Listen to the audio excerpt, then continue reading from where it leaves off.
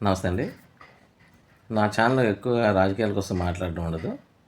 But రీసెంట్‌గా బాగా ఎక్కువ ట్రెండింగ్ అవుతున్న న్యూస్‌లో కాక్రోచ్ జనతా పార్టీ అనేసి ఒకటుంది. ఈ కాక్రోచ్ జనతా పార్టీ కోసం మీరు ఇప్పటికే వినేసి ఉంటారు. చాలామంది చెప్పారు కూడా. అయితే దీని ప్రాముఖ్యత ఏంటి అనేది చాలామంది పక్కన పెట్టేసినట్టున్నాయి పెద్ద పెద్ద పార్టీలన్నీ. కానీ ఎప్పుడు కూడాను ఒక ఐడియాలజీకి ఎక్కువ సపోర్ట్ వస్తుంది.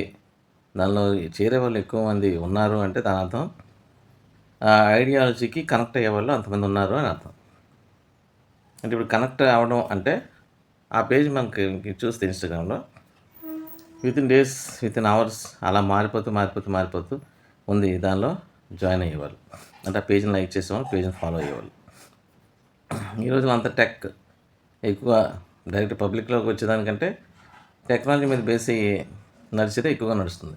ఎలక్షన్ క్యాంపెయినింగ్స్ కానీ, ఎలక్షన్ స్ట్రాటజీస్ రన్ చేయడం కానీ, సపోర్టు ఆ తర్వాత క్రియేట్ చేసుకోవడం లేదా ఇతరులని డిఫెన్స్లో పెట్టడం ఇవన్నీ కూడా ఏంటో సోషల్ మీడియా మాధ్యమంగా దొరుకుతుందన్నమాట.